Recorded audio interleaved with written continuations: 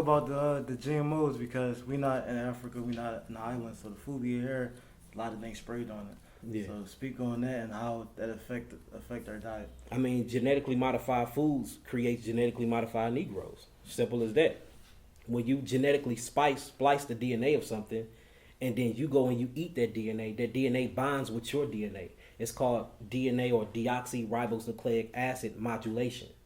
Or methylation. Modulation and methylation. Y'all can look these things up. And this is the process of your food breaking down and you're yielding the phytonutrients from the food. Phytonutrients like the minerals, phytonutrients like the amino acids, and phytonutrients like the biochemicals or the bioflavonoids. The whole purpose of eating food is to extract whatever from the food to rebuild your molecular structure of what we call the cellular system. So if you eating foods that's GMO, these things break down and bind to your DNA and changes the way your DNA structure function with itself. So if you eat GMO, genetically modified foods, you become a genetically modified people.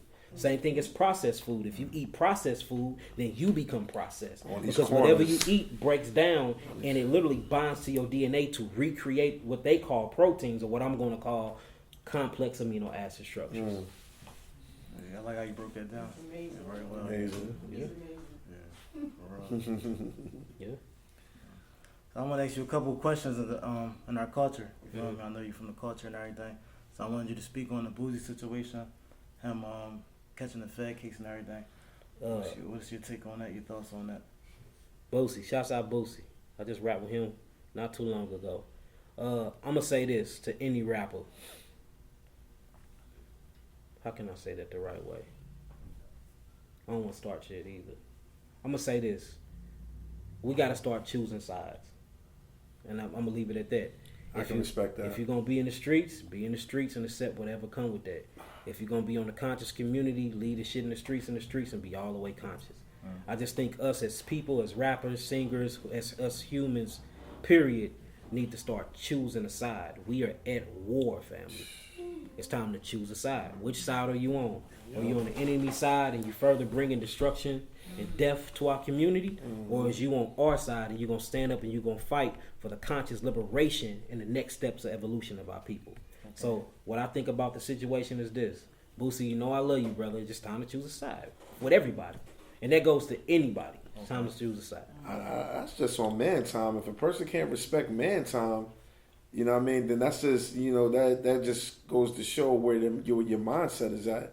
But you didn't say nothing wrong at all, disrespectful at all. You said something, everybody, we all, including us, pick a side and stay on it. Yeah. Just me personally, I'm not in the streets. I don't rap about being in the streets. And if I ain't in the streets and rapping about being in the streets, the only thing I can talk about with the streets is what change it needs. I can't talk about particular details that's going on in the streets because I ain't in them. You see what I'm saying? Right. So as a man and coming from my gang culture, I always understood that. You know what I'm saying? If you ain't in the gang, you can't speak on gangs unless you have been affected by it to know what you're talking about. Absolutely. So I can sit here and talk about gangs all day because I was a part of one and I was a part of most of the destruction that went down in St. Louis between 2001 and 2006. You see what I'm saying? So I can speak on gang culture. I'm not in the streets. I'm not in the rap industry. But, I mean, we hear the words in the lyrics. We hear what's going on amongst all the rappers. It's time to choose a side. It can't be no fence straddling. You can't say free the people in one hand but talk about having a gun in the other hand, killing the same people you saying free in the other hand. So it's time to choose a side, man. Yeah, this Cassidy. I'm at ACAF, 221 South 52nd Street. You already know how they carry it. They got the best products. You need to come and see them, man. I'm about to take some home now. Let's get it easy, man. Next question. Snitching. From both of y'all is big in our culture, you feel me? Everybody talk about ratting and snitching, we don't like that. So what's your take on snitching? This boy asking him, he asking them deep questions, boy. No, I love it because you making me stand on my word. Sure. Again, I'm not a part of the streets. In the streets, I would say no snitching.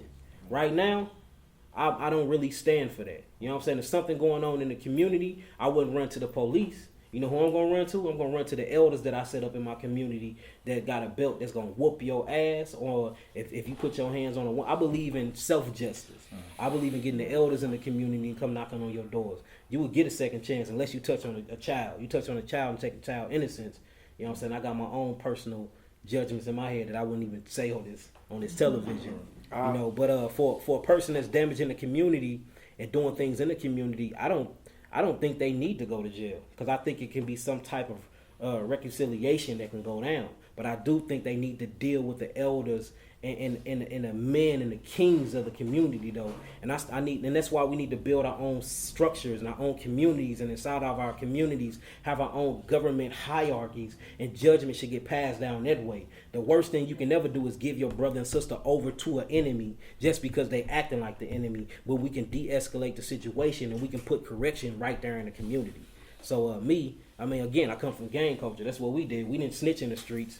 And I don't believe in that not snitching thing now, but in the gang community, I didn't believe in snitching. If something happened in the gang, you actually had to get your discipline, and your discipline came from the higher ups. And sometimes you had to go to them. If they in Chicago, you got to fly to Chicago. If they in wherever they at, you got to fly out there, and you got to get your just dues. You know what I'm saying? It's justice. So I believe in that. I think we need to rebuild that.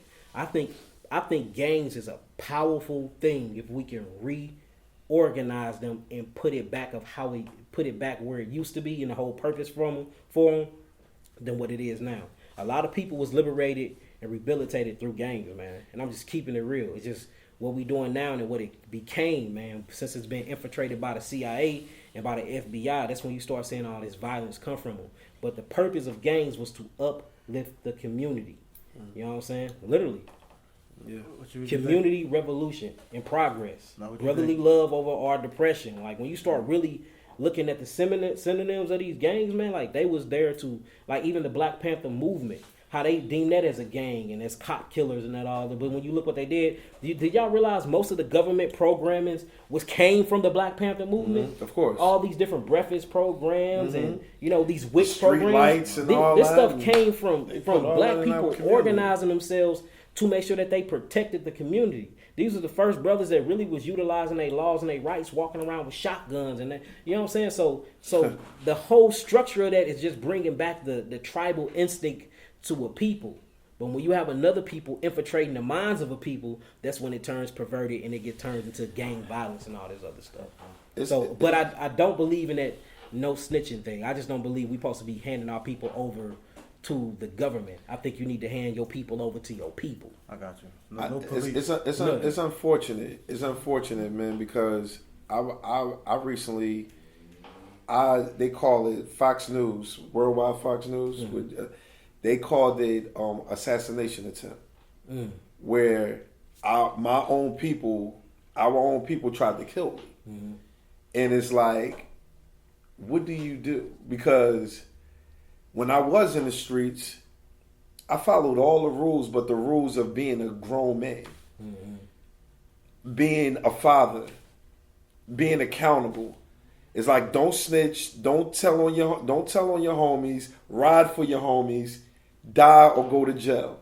Follow those rules, right?